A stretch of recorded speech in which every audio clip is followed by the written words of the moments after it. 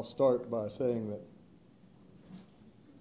people have been homebound, and so they've been engaged in all kinds of activities. Evidently, there's some kind of bingo game going around that has squares, like all bingo games. So before we start the formal press conference, I'll say that it was suggested to me that what I really needed to do is come out here and tell a joke this morning in order to break the ice.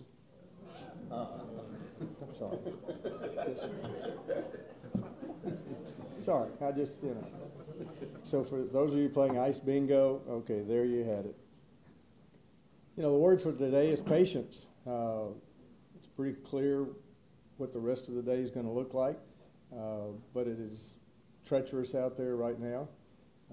As you're going to hear from TxDOT and the sheriff and others, there are lots of road closures. It's still very, very dangerous, not only on the major highways where you have overpasses, but the surface streets. I mean, we've all seen the video from downtown Houston where parts of that are virtually impassable.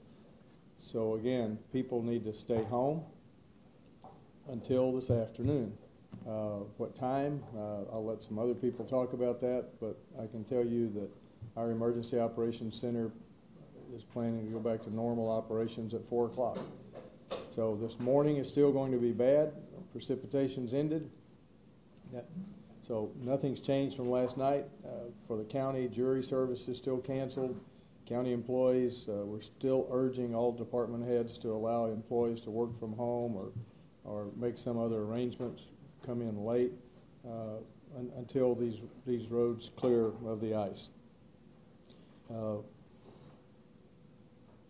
At this point, I guess the first thing we ought to do is get a check on the roads. And so Quincy Allen from TxDOT, where are you? Yes, sir. Which side? You're over there. Okay.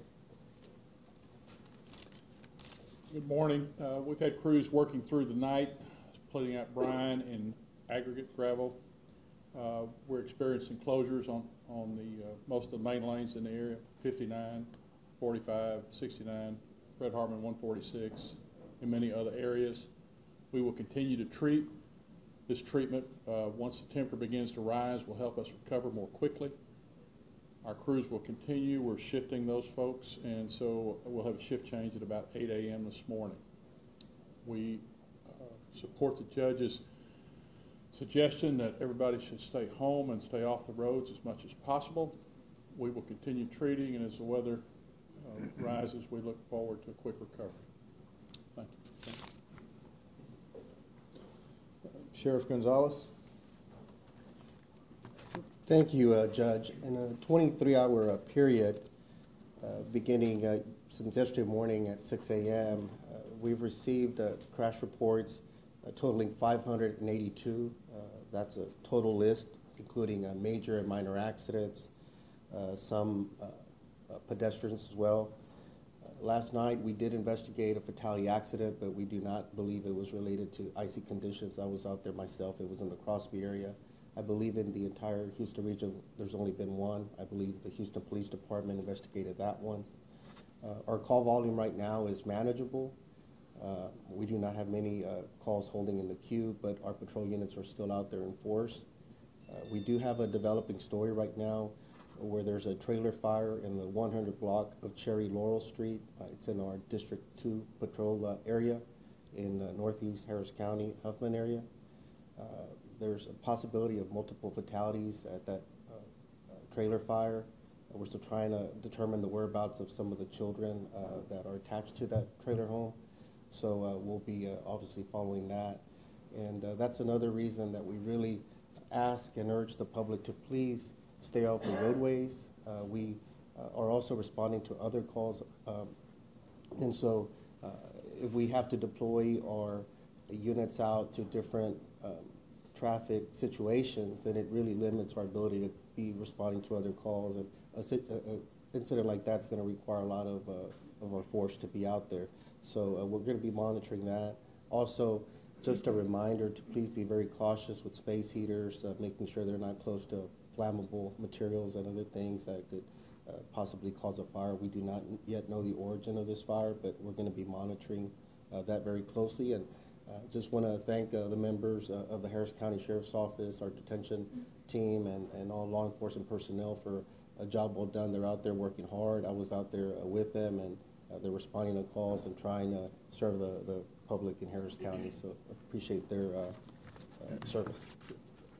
Thank you, Sheriff. Speaking of fires, the extremely cold weather caused some perhaps unusual activity along the ship channel. Several of the petrochemical complexes were having to flare. So if you happen to see flares that looked unusual, that's just part of the process for what they had to deal with. Metro, is there an update of what's? Updated to Metro services. As of now, Metro Rail is up and operational. We're providing the best frequency we can based on employee availability. On the bus side, bus service is suspended. As soon as safely possible, we'll get our crews out there to understand what the route conditions are like, and we're expecting to try to bring a transit service, our local bus service, and a Metrolift service up later today, probably sometime this afternoon. And there is no park and ride service for today. Thank you. In the Harris County Toll Road, as far as I know, we're going back to tolls at noon today, but some of the high overpasses could still be closed later into the day. I believe that's correct, right? Yes, sir. So you may want to check before you get on the toll road system in order to know if you can complete your entire journey.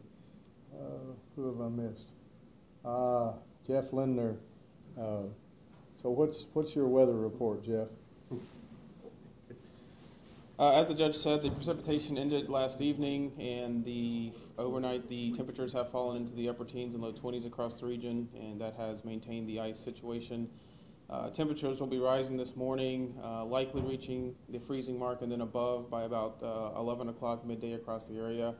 The sun is going to be out, the wind is going to be blowing, so that will help as the temperatures rise to melt some of the stuff on the roadways. And I was just corrected, the tolls will still be waived until 3 p.m. In order to give the system more time to recover.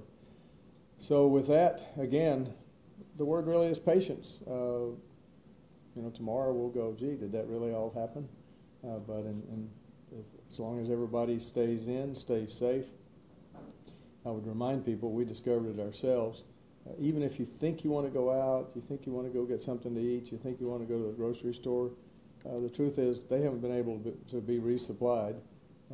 So just wait. Just hold as long as you can, and by this afternoon, things should be returning to normal. So with that, any questions? Could you talk about what's going on 59? We're hearing about a lot of people who've been trapped for hours. Sure. The question is, can we talk about what's going on 59? People have been trapped for hours, and I think that's going to be a Quincy Allen question. Yeah, it's 59 in Fort Bend County coming into Harris County. We've got ice out there. We've been working to treat that area and mitigate the ice that's there. Our work continues. We're not quite there yet. What are the challenges you're facing, and how exactly do you approach that? Well, the challenges we're facing is that it's a significant roadway. There's a lot of vehicles there, trucks and cars.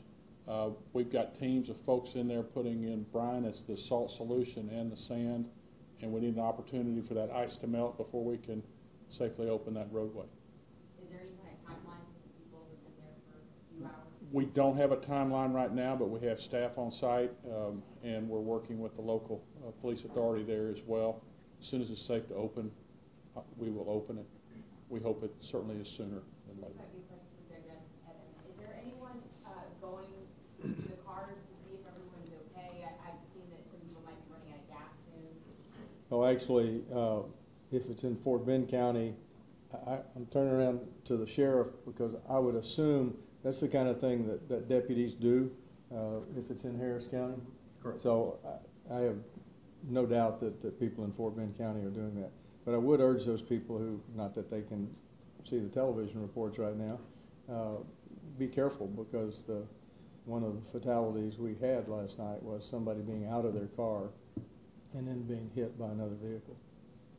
What are the exact locations of that backup? How long is it stretch? What are the exact locations of the backup? I don't have the exact locations of backup. It's It's in Fort Bend County coming into Houston. And there's, General, like, couple miles, 1 mile, Well, with the freeway closed, I imagine it's gonna be several miles. several, okay, near Hillcroft? well, that's a different, No, it's further out. I think the question is, where is the backup? I think we have two backups. There's the one in Fort Bend County, but then we have the 18-wheelers that are stuck just outside the loop. And that's being cleared, so that's I didn't know the, if it was the same. no, that's the Hillcroft. Are there any other areas like that where, I mean, where we just might not be aware of at this point, where there might have been shut down, people didn't realize it, and then they kind of get there and get stuff? I know that on I-45 North, that entire section was shut down for a while. Is it still? I don't know that. North of One on Stu- 59 is the only one that I'm aware of. But north of Stubner Airline, there were some jackknifed 18-wheelers, and that caused that to be shut down because some of them had chemicals, and so it was shut down for a while last night. Anything else? Very good. Word for the day is patience. Thank you.